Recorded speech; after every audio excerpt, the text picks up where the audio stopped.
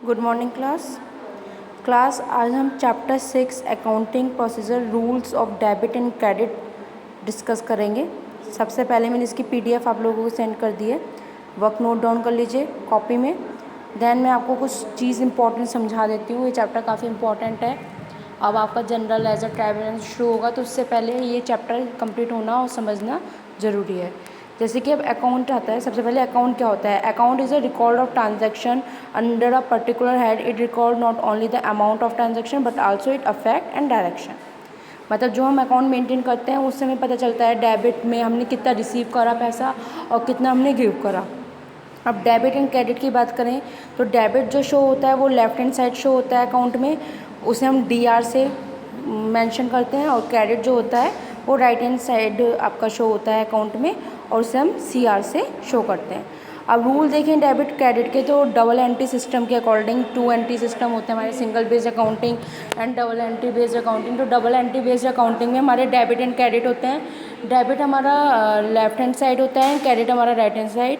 तो डेबिट में हमारा रिसीविंग एंड इनकमिंग पार्ट आता है और क्रेडिट में हमारा गिविंग एंड आउटगोइंग पार्ट आता है। अब क्लासिफिकेशन ऑफ अकाउंट्स की बात करें तो हमारे 2 टाइप्स में क्लासिफिकेशन करा गया है, traditional approach and modern approach. तो ट्रेडिशनल अप्रोच में हमारे personal account and impersonal account होते हैं।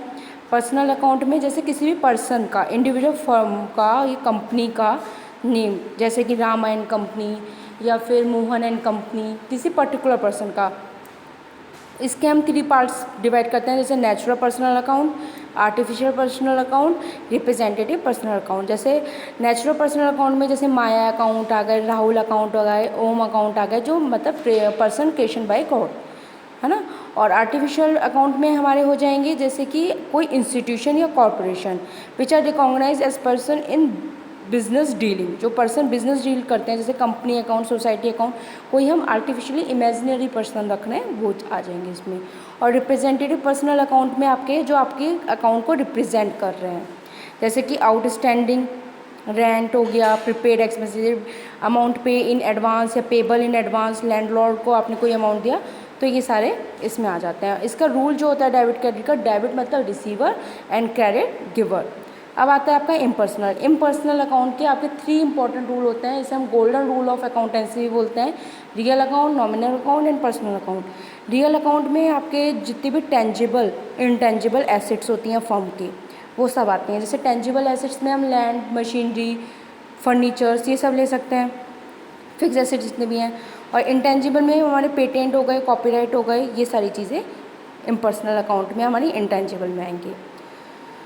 अब रूल की बात करें रियल अकाउंट के तो डेबिट व्हाट्स कम इन, जो हमारे पास आया, क्रेडिट व्हाट्स गोज आउट, जो हमारे पास से गया, तो ये हो जाएगा। नॉमिनल अकाउंट के रूल में account debt related to income and expenses, gain and losses are known as nominal account. जैसे कि आपके इसमें नॉमिनल अकाउंट में डेबिट में ऑल एक्सपेंसेस एंड लॉसेस हो जाएंगे, जितने भी आपके जो भी आपने खर्चे कर रहे हैं या जो भी आपको नुकसान हो रहा है बिजनेस में, वो आपके डेबिट हो जाएंगे। ऑल इनकम्स एंड गेन, जो भी आपको प्रॉफिट हुआ है बिजनेस में या आपकी कोई भी अर्निंग हो रही है, तो वो आपके क्रेडिट हो जाएंगे नॉमिनल अकाउंट में। अब आती है पर्सनल अकाउंट की बात। पर्सनल अकाउंट में आपके सर्टेन पर्सन या ग्रुप ऑफ पर्सनस की बात आएगी, जिससे आपका रूल क्या है इसमें पर्सनल अकाउंट में, जो भी मैंने पीछे आपको पर्सनल अकाउंट क्लियर किया है वही डिफाइन आएगी इसमें। और सर्टेन पर्सन या ग्रुप ऑफ पर्सन में जैसे डेबिट आपके रिसीवर, जो भी आपके रिसीवर है जो पैसा आपका रिसीव कर रहे हैं, और क्रेडिट जो गिवर, जो आपके पैसा। तो तीनों रूल के ये इंपॉर्टेंट होते हैं, याद करना ज़रूरी। रियल अकाउंट में आपके debit what's come means, credit what's goes out, जो आपके पास से पैसा गया। नॉमिनल अकाउंट में डेबिट में all expenses and losses, credit में all income and gains. Personal account में डेबिट में रिसीवर, क्रेडिट में गिवर। अब मॉडर्न अप्रोच की बात करें तो मॉडर्न अप्रोच के अकॉर्डिंग अगर हम इसे क्लासीफाई करें तो ये 5 कैटेगरी में क्लासीफाई हुए हैं, जैसे एसेट अकाउंट हो गए, liability account, capital account, revenue account and expenses account. अब एसेट अकाउंट की बात करें तो इसमें डेबिट जो होती है डेबिट साइड वो इंक्रीज़ होगी एंड क्रेडिट साइड डिक्रीज़ होगी, क्योंकि आपकी एसेट आपकी बढ़ेगी, तो इससे डेबिट आपकी इंक्रीज़ होगी एंड क्रेडिट आपकी डिक्रीज़ होगी, क्योंकि क्रेडिट साइड मोस्टली लायबिलिटी होती है। अब आए लायबिलिटी अकाउंट की बात करें तो लायबिलिटी अकाउंट में आपके जितने भी क्रेडिटर्स हैं या आउटस्टैंडिंग एक्सपेंसेस हैं, जितनी भी आपकी क्रेडिट साइड है वो आपकी इंक्रीज़ होगी एंड डेबिट साइड आपकी डिक्रीज़ होगी। जो आपकी क्रेडिट साइड होती है वो लायबिलिटी मानी जाती है अकाउंट्स पे पे करते हुए, जो डेबिट साइड होती है वो आपकी एसेट पे मानी जाती है। बैलेंस शीट में। अब कैपिटल अकाउंट की बात करें तो कैपिटल अकाउंट्स के रूल में डेबिट आपकी डिक्रीज़ होगी, क्रेडिट आपकी इंक्रीज़ होगी। रिवेन्यू अकाउंट में डेबिट आपकी डिक्रीज़ होगी, क्रेडिट आपकी इंक्रीज़ होगी। जो भी आपके रिवेन्यू खर्चे आपके बढ़ रहे हैं तो डेबिट आपकी डिक्रीज़ हो रही है एंड क्रेडिट आपकी इंक्रीज़ हो रही है। कैपिटल अकाउंट में क्या हो रहा है, डेबिट डिक्रीज़ क्रेडिट इंक्रीज़, क्योंकि इसमें भी कैपिटल में क्या है, लायबिलिटी है। लायबिलिटी में आपकी डेबिट डिक्रीज़ हो जाएगी एंड क्रेडिट इंक्रीज़ हो जाएगी, मीन्स आपकी लायबिलिटी बढ़ रही है। अब आप क्वेश्चन नंबर फर्स्ट की बात कर लेते हैं। Following accounts are being maintain in the book of Shri Ashok classify then account prepare personal, real and nominal. तो इसमें आपको आइडेंटिफाई करना है कौन सा अकाउंट पर्सनल है, कौन सा रियल है, नॉमिनल है। अगर आपको अच्छे से पीछे डिफाइन मैंने आपको क्लियर हो गई है तो आप ये अच्छे से आइडेंटिफाई कर लेंगे कौन सी चीज़ पर्सनल में आएगी, कौन सी रियल में एंड कौन सी नॉमिनल में। अब आपको मैंने रूल्स बताए थे पीछे कि पर्सनल अकाउंट क्या होता है, रियल अकाउंट में क्या होता है, डेबिट में व्हाट्स कम इन, क्रेडिट में what's goes out. Nominal account में क्या होगा, ऑल एक्सपेंसेस एंड लॉसेस आपके डेबिट हो जाएंगे, ऑल इनकम एंड गेन्स आपके क्रेडिट हो जाएंगे। पर्सनल में बताया था जो भी आपके रिसीवल हैं या क्रेडिटर्स हैं वो पर्सनल। बाकी बुक में भी आपको अलग से दे रखी है लिस्ट पूरी रियल नॉमिनल पर्सनल की, वो स्टडी करिए, वो याद हो जाएगी तो इसमें से ईजिली आइडेंटिफाई हो जाएंगे। अब जैसे लैंड एंड बिल्डिंग है, लैंड एंड बिल्डिंग किस में आता है, रियल अकाउंट में, क्योंकि कैसी है, फिक्स एसेट है। अब एक्सरसाइज ड्यूटी के है तो वो भी आपका ये कैसा है, इनकम या एक्सपेंसेस है तो ये नॉमिनल अकाउंट में आएगा। एक्सरसाइज ड्यूटी ऑफ कैरेक्टर्स ये आपके पर्सनल अकाउंट में आएगा। मोटर व्हीकल ये आपके रियल अकाउंट में आएगा। Goodwill real account, investment real account, salary nominal account, debtors personal account, capital account personal account, bad debt nominal, डेप नॉमिनल, वेजेस डेप नॉमिनल, क्योंकि ये आपके क्या हैं, एक्सपेंसेस हैं, ये रिपेयर, ये सारे आप खर्चे कर रहे हो। जो आपके रूल है डेबिट क्रेडिट का उसे फॉलो करोगे तो उसके बेस पे आप इजीली सर्च कर लोगे इसे। अब आता है क्वेश्चन नंबर 8 हम डिस्कस कर लेते हैं। बाकी क्वेश्चन जो मैंने करवाए नहीं है वो आपके होमवर्क में रहेंगे, प्रैक्टिस करिए। बस एक क्वेश्चन बीच में मैं कट करवाऊंगी जो आपका क्वेश्चन नंबर 3 है, वो आपका कट है। क्वेश्चन नंबर 3 आप लोग नहीं करेंगे, बाकी आपको सारे क्वेश्चन करने हैं। कॉपी में होमवर्क है, कंप्लीट करिए। क्वेश्चन नंबर 8 में है जैसे open a T shape account for machinery, put the following transaction on the proper side. अब जैसे इसमें मशीनरी परचेज, इसमें डेट नहीं दे रखी है इसलिए हम डेट वाले कॉलम में नंबर डालेंगे, अदरवाइज डेट दे रखी होती तो हम डेट मेंशन करते। जैसे मशीन परचेज करिए 40,000 की, मशीन सोल्ड करिए 10,000 की, मशीनरी परचेज हुई है 8,000 की, फिर देन मशीनरी डिस्कार्ड हुई है 14,000, देन डैप ऑन मशीनरी 1,000। तो इसमें हम एक अकाउंट बनाते हैं जैसे जिसमें हम date particulars amount, date particular amount ऊपर डालते हैं, मशीनरी अकाउंट ब्रैकेट में एसेट। अब जैसे हमने यहाँ पे मशीनरी परचेज करी तो purchase account debit to cash, entry क्या बनेगी, purchase account debit to cash. अब कैश आपका शो नहीं करेंगे टू साइड में, इसलिए मशीनरी का अमाउंट मतलब बैंक अकाउंट डाल के ब्रैकेट में परचेज आ जाएगा और अमाउंट आ जाएगा। अब जैसे मशीनरी हमने सोल्ड करी है तो सोल्ड के सेल के लिए एंट्री बनेगी टू सेल, किस साइड होएगा, to sale, machinery account debit to sale. तो आपने मशीनरी बेची है तो सेल की आप एंट्री करेंगे तो बैंक अकाउंट डेबिट और बैंक अकाउंट क्रेडिट साइड में आएगा और ब्रैकेट में आप लिखेंगे सेल और 10,000 रुपीज़।